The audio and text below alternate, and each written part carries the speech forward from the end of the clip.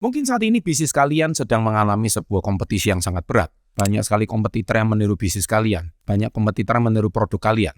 Di video kali ini, saya akan mengajarkan kepada kalian mungkin ada 11 jenis ide bisnis yang mungkin segera kalian bisa ambil menurut ChatGPT. Dan kalau kalian bisa ambil peluangnya, kalian akan menjadi pemenang di kesempatan berikutnya.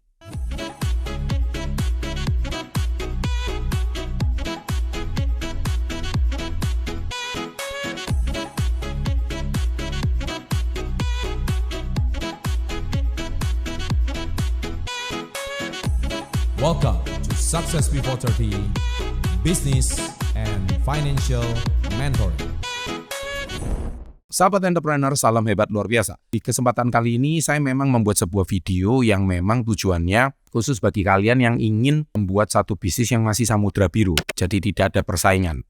Nah, kesempatan kali ini di bisnis ini saya akan mengajarkan kepada kalian adalah menurut ChatGPT ada 11 jenis usaha yang memang persaingannya masih sangat sedikit. Nah, di sini saya akan bahas satu persatu dan saya akan review apakah kompeten atau tidak, ini benar atau tidak. Yang pertama adalah menciptakan produk kreatif ramah lingkungan. Kita tahu di Indonesia masih relatif baru dan belum banyak dilakukan karena masyarakat semakin sadar akan pentingnya menjaga lingkungan. Sehingga permintaan atas produk ramah lingkungan diprediksi akan terus meningkat. Jadi kita tahu produk ramah lingkungan mungkin saat ini seperti berbahan dasar plastik contohnya yang susah didaur ulang dan sebagainya. Mungkin Anda bisa menciptakan plastik yang bisa didaur ulang.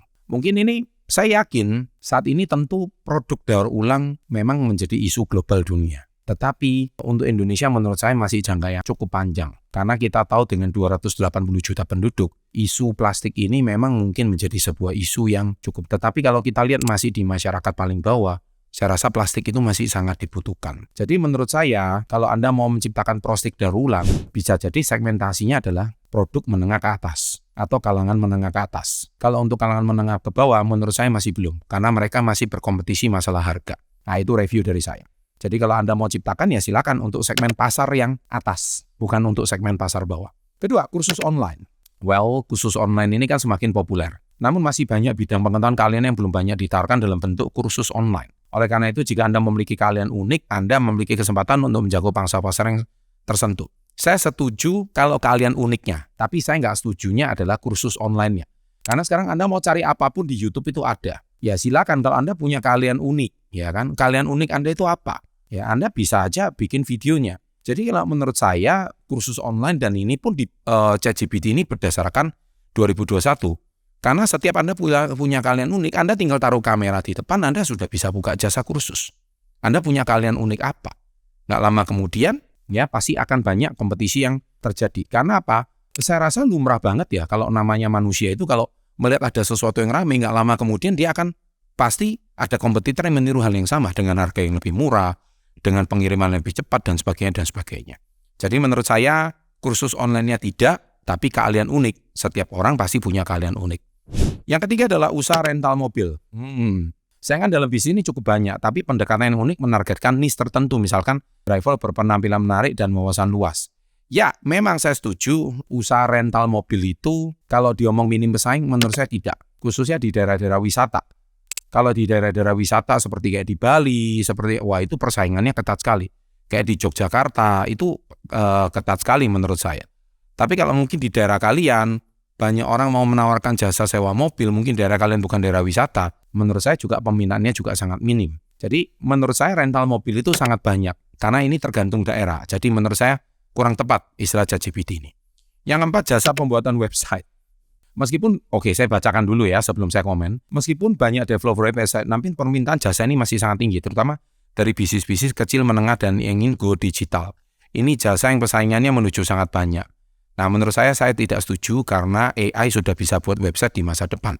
Jadi Anda nggak perlu lagi masuk ke satu industri yang akan sunset. Ya, ini industri akan sunset menurut saya. Yang keenam adalah bisnis agrobisnis atau bisnis produk pertanian organik.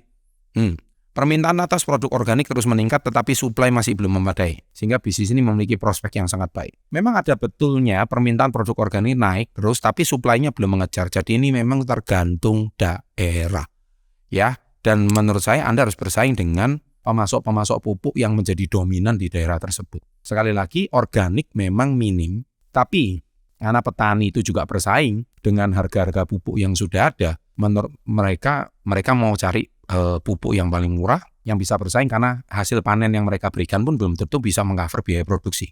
Nah, jadi kalau organik menurut saya, kecuali Anda memang mau kembali lagi segmennya adalah menengah ke atas. Kalau Anda segmen menengah ke atas, Anda membuat satu lahan sendiri, pakai pupuk organik dan Anda supply. Kalau Anda tahu supply chain-nya kemana, ya itu bisa jadi terjadi. Jadi ya menurut saya sekali lagi ini segmented.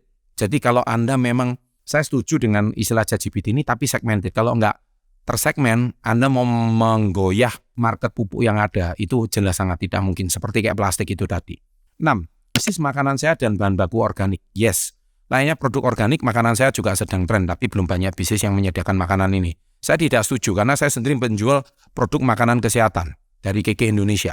Jadi kalau ini ChatGPT bilang nggak banyak supply menyediakan makanan ini salah. Dan sekali lagi kalau Anda lihat SP30 Health, salah satu partner kita Dr. Hans, dia juga menjual produk makanan sehat namanya Healthy Cook. Nah, Healthy Cook itu juga termasuk makan bahan baku organik. Tapi sekali lagi marketnya niche, marketnya itu segmented juga. Yang konsumsi adalah benar-benar orang peduli sama kesehatan. Ya kalau Indonesia ya jelas jual nasi goreng sama penyetan pasti lebih rame daripada jual bahan organik. Tetapi sekali lagi ini adalah segmen orang yang benar-benar ingin makanan yang sehat dan memang harganya sangat premium.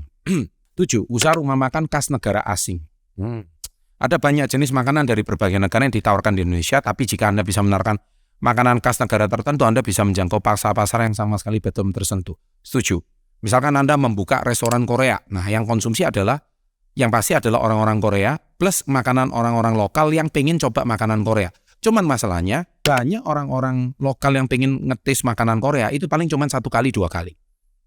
Kalaupun mereka rutin, harus rasanya disesuaikan dengan rasa lidah lokal. Dan ujung-ujungnya yang makanan sehari-hari adalah tetap lagi bakmi sama nasi goreng. Itu menurut saya di Indonesia.